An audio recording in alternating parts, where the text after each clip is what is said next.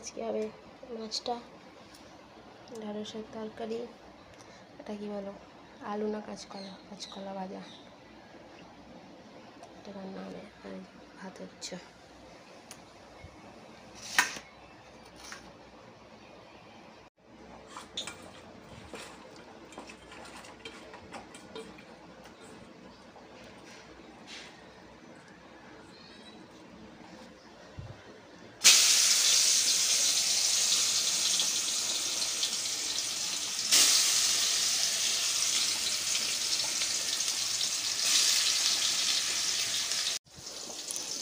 তাহলে একটা জিনিস দেখাই, আমার ঘরে বেশি নেই, ট্যাঙ্কও নেই করে ঘরে করছে, ওখানে রোদে বসে বসে বাসন মাজতে হয়, কাপড় জামা কাচতে হয়, চানটা ভালো করি।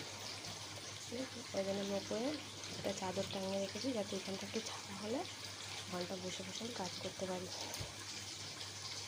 প্রচণ্ড কষ্ট রোদে বসে কাজ করতে হয়।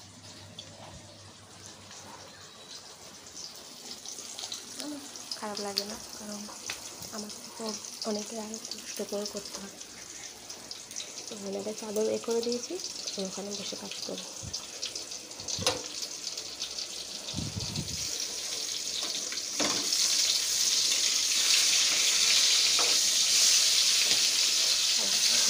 শীতকালে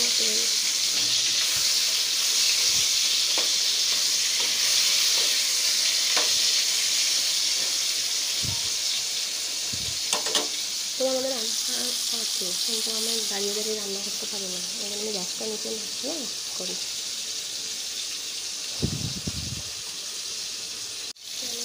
গরমে আমার হাল বেহাল অবস্থা।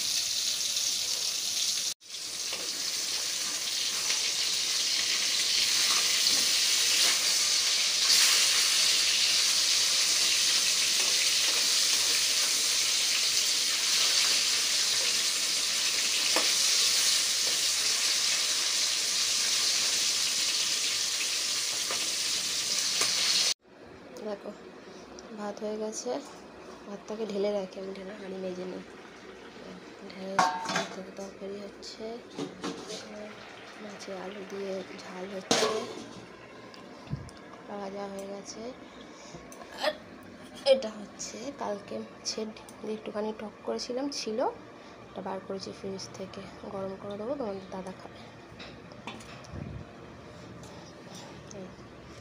আজকে রান্না কমপ্লিট, ভাত, ঢেঁড়সের তরকারি, মাছের ঝাল, কলা ভাজা আর চাটনি। আজকে তো পুরো মেনু কমপ্লিট। তবে চান করে ঘরে ঢুকলাম, কোনো তার মধ্যে আমার হাল দেবে, আমাদের একতলা বাড়ি তো গরম, পাখা চলছে, পাখার তলায় দাঁড়িয়ে আছে।